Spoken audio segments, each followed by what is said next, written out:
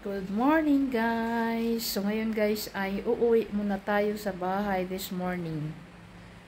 Wala pa akong ligo kasi uuwi po ako sandali for half day lang kasi pupunta po si Lolo sa doktor para mag laboratory at saka check up na rin. Tapos uuwi ako para maglinis ng ating living room at bahay doon para magpalit po tayo ng sofa cover. Ganon.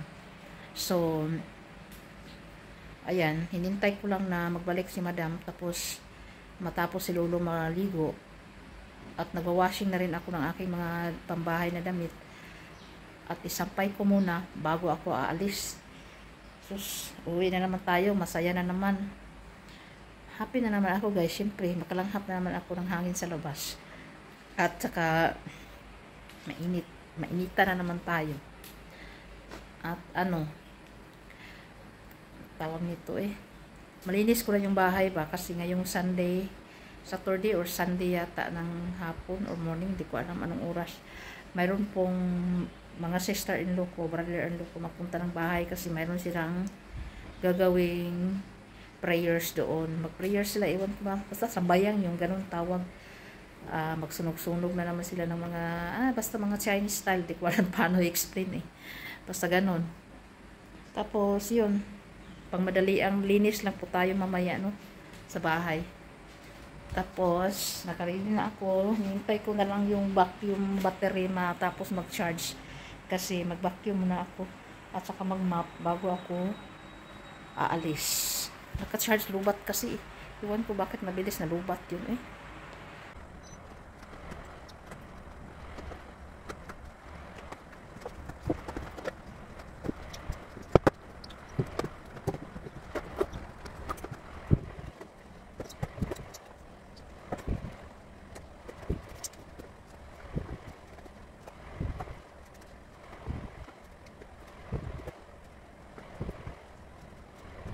Nice to be home.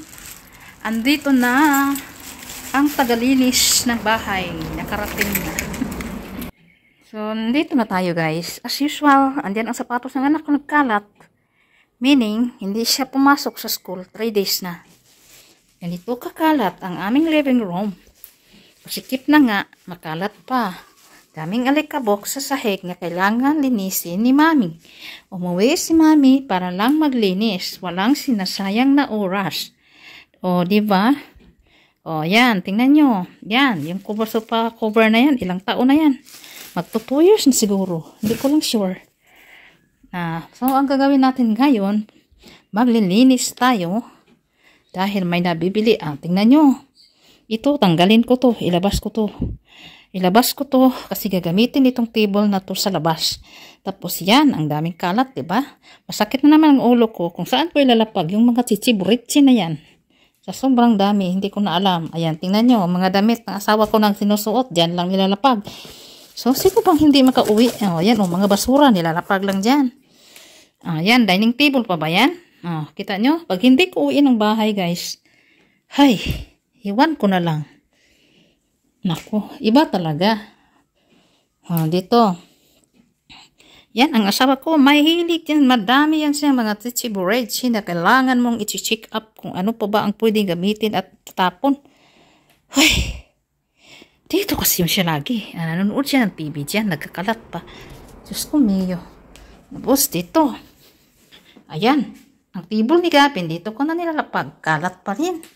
O, diba? Dito tayo sa ating study room. Ayan, ginagawa na ng sampayan ng mga damit. Nandyan pa yung mga basket. O, diba? Kagagawa ni Gabin yan lahat, guys. Akala nyo, Akala nyo, pwede ko silang hindi uwiin. Diyos ko, Lord. Ang hirap kaya. Daming kalat dito. O, yan. Ang before, before. Hindi ko lang alam kung makapag-video pa ba ako after this. Pero hinahanap ko yung package na dumating kasi papalitan natin yung ito, pinapadala ko to pa uwi dito kasi para sa kitchen niya na towel. Dami. Yung asawa ko kasi, kaya naisipan namin magpalit ng bahay kasi, parang nagpapalit lang ng sofa cover, o diba?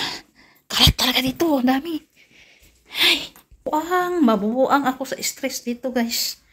Alam nyo, kala nyo madali yung buhay, mama. Ang hirap kaya. Hirap. Oh, dito. Dito ko na lang ilapag yung bag ko muna. Kasi yung mga dyan, banda-banda dyan.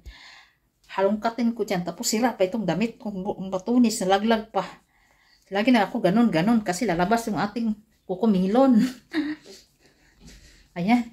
So, hindi ko nga alam kung saan ako magsimula. Kasi nahanap ko yung package. Nasaan na yung package? Nandito. Nandito lang pala yung package, guys. So, hindi ko alam kung paano ako mag-start. Ang gulo-gulo ng bahay, guys. Ay, tanggalin ko pala muna yung susi. Kaya nga, naisipan namin maghanap ng... Diyos ko, Lord. Kaya naisipan ko namin na maghanap ng bahay na single story. Kasi, ganito nga ang nangyayari. Yung anak ko hindi marunong magtulong, maglinis, guys. O, andito na pala yung package. Ayan. O, ayan. Naka-order ako. Doble yung aking pag-order ng package. O, diba? Mayaman lang ang lola nyo. Daming bili-bili. Kaya yung sahod ko, ubos. Ito yung binili kong sofa cover din. Sa Temu ko in-order. Hindi ko alam kung okay ba to. Pero okay.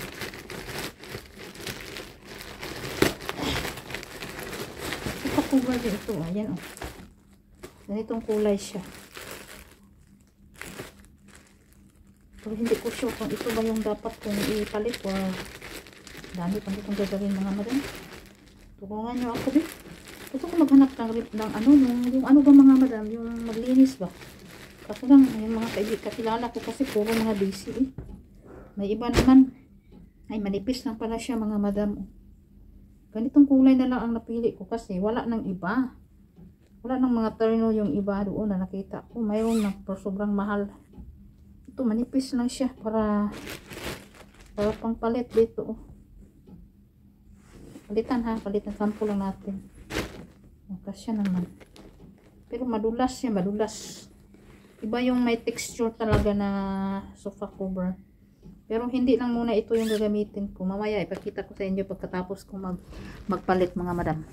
Nakaka-disappoint talaga, mga madam, pag ganito. Oh, tingnan nyo naman, oh. Yung chair ko, sinira ni Gavin. Yun ang mga kagagawa ni Gavin. Oh, ganun ba yung mga anak nyo din, mga madam? Alam nyo, si Gavin napaka-puisi talaga eh. Mainis ka talaga. O yan, sinira. Kagagawa ni Gavin yan. Sobrang tagal ko na hindi nagamit yung bagong-bago pa ito. Tapos ganun na ng itsura. Yan, kita nyo yan, yung mga sun niya. Naglalaro na naman siya dito. Tapos, ayan, kalat na naman. Pag itatapon ko naman ito, mag-iiyak siya. Puro laruan yan. Kasi hindi ko na nga ginagamit ito eh. Yung box na yan. Puro laruan ang laman yan. Ay. So, ito yung ipapalit ko doon sa sofa. Na-high blood na ako. Hindi pa nga ako nag-start. Ito naman, mga madam, nabili ko sa... Dito lang, yung mga online lang dito. Nabili ko sa Facebook ko lang nahanap yung ads niya ba. Magandang kulay ito. Kaya ito yung ipalit ko. Pang isang tao na naman to. Hanggang madumi na naman siya. Pero bago natin yung ipalit. Bago natin suotan yung mga sofa na to. Pareho lang to ng texture sa brown. Dito. Ganyan. Tapos itong green. Pareho lang. Pero mas mahal lang yung bili namin dito. Kaysa nito. Kasi ito binili ko. Mura na lang. Mura lang pala. Tapos nabili namin mahal. Ay. Guys, pag ganyan na yung mga sofa natin, nabakbak na yung mga leather niya, huwag ninyong itapon, bilbilhan nyo lang ng sofa cover kagaya nito. Ayan, nabakbak na rin yan. Ito rin nabakbak na kasi medyo matagal na. Sayang man pag itapon, pwede pa naman magamit dahil nauso po ngayon yung ganito. Cover na yan. Bili na lang kayo ng cover, makamura pa kayo. Kasi bili kayo ng sofa na pag dito sa Malaysia, pag sa piso, ay, naku, ang mga ganitong klaseng sofa, nasa 50,000, 40,000, 30,000. Sayang din, 30,000 pesos. So, magamit pa naman siya. Hindi pa naman siya, yung madala lang naman sa cover para maging bago. So, ayan, hindi pa ako tapos.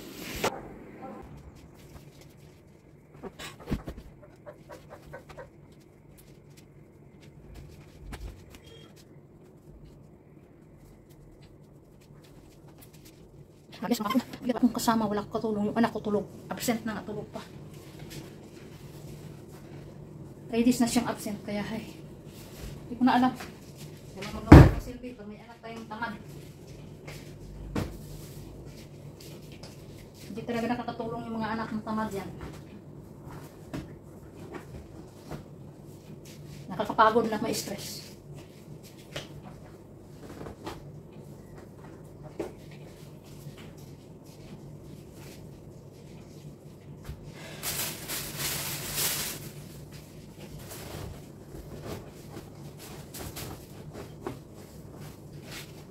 Mahirap ilagay yung anti-slip. Nasasagad na kasi yung ano, sagad na yung sofa. Ay, kaya naman pala maluwag kasi yung ano sa gilid. Tinatali. Dito dapat.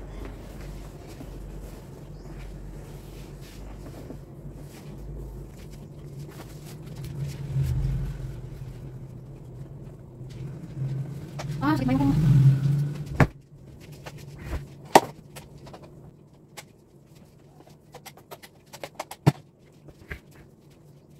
Ayan guys, hubaran ko lang ito muna tapos i-washing ko agad para ma-washing ko lahat yung mga dumi na cover bago ko ipagpatuloy ng paglalagay kasi babalik ako sa work. Babalik ako sa work ng alas 12.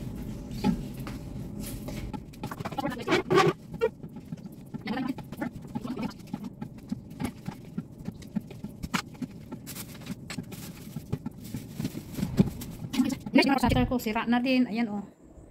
So ngayon mamaya ko na yan i-cover. Dito muna tayo mga madam, mag-ano muna ako, mag-washing. Washing ko muna itong mga cover na to na brown para habang nagwa-washing continue naman ako sa paglilinis kasi grabe na din ang dumi ng backyard ko guys. Kasi imagine niyo naman 2 months and 15 days hindi ako nakauwi dito, pero hindi ko rin pakita sa inyo kasi nakakahiya talaga yung backyard. Wala talaga, pag maiwan ko tong pamilya ko dito talaga wala talaga guys, pag hindi ko uwiin kawawa talaga. Kaya naisipan ko talaga, hey, hindi ko na lang alam, tiisin ko hanggat kaya ko kasi kailangan ko rin magsikap, kailangan ko rin magtrabaho kasi hindi pwedeng mag-ano lang ako mga madam, bahay lang ako, hindi pwede. So ganito talaga ang maging setup namin dito. Kailangan uwiin ko talaga ang bahay kung may time ako para maglilinis. Kahit hindi ako mag-off, basta may time ako na makauwi, uuwi talaga ako, ganun. So ngayon, magwa-washing na ako nito kasi parang almost 2 years na itong hindi napalitan. So siguradong madumi ito. Ayan na guys, aking sofa na with sofa cover na siya, maganda na. Malinis for now, okay? So diyan, makalat pa guys, hindi pa ako tapos. Dito pa lang. Ayan, so magtataka kayo bakit may pilong ganon. Ayan, ganon kasi yung asawa ko. Ano niya yung paa dito, tapos yan siya natutulog. Habang ang TV, nanonood sa kanya. So, ganon talaga pag mga lulo na guys. So, ito yung ating 3-seater. Yan, nilagyan ko na lang siya ng ibang kulay dyan kasi para naman hindi masyadong green. At saka ipakita ko din sa inyo ang study room. Ito naman sa study room guys, ayan po yung pinalit ko sa red. So maliwalas na siya tingnan, malinis, makintab, sobrang lambot po ng cover na yan. So ganun lang siya. Ano kasi to, sofa bed kasi to. Pwede siya maging bed, i-fold lang yan siya eh. So yan lang po. May pillow po yan, doon ko nilalagay sa labas. Tapos yes, ang kalat pa dito pero medyo malinis na. Kasi dito si Gabi nagdo-drawing, dito naglalaro, dito na lahat. Pag nabuboring siya, dyan na. Kasi dati, ano ko to eh, office ko to eh. Kaya lang nasa work tayo, ginagawa na nilang wardrobe. Ayan. Di ba? Ginagawa ng wardrobe ng asawa ko, ginagawa ng bodega. Oh, that is the reality talaga. Tapos ito guys, stock ito ni Gavin para sa school na mga activities niya. Tinago ng daddy niya diyan kasi masyado siyang hindi marunong magtipid. Ang dami kong bag dito na someday ipamimigay ko, ibibenta ko ulit kasi hindi ko na nagagamit. So yes, yan lang muna habang nagwa-washing. Continue lang po ako sa paglilinis. Hindi ko pala na-on kanina. Ayan guys, oh. Habang naglilinis ako, nakita ko to. Isang room lang ni Gavin. 92%.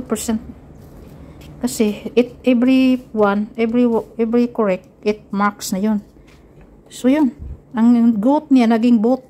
Yun lang room niya. At saka yung true or false, oh. Perfect. Dito din. May ano talaga nung grade 1 siya. Na perfect talaga yung English at mathematics. Nakaka-proud. Ayan. Patuloy lang talaga matigas ang ulo ng mga anak. Ngayon. Dito na naman yung i-arrange ko. Yung picture namin. Transfer already here. Magulo pa ang background. Pero okay lang.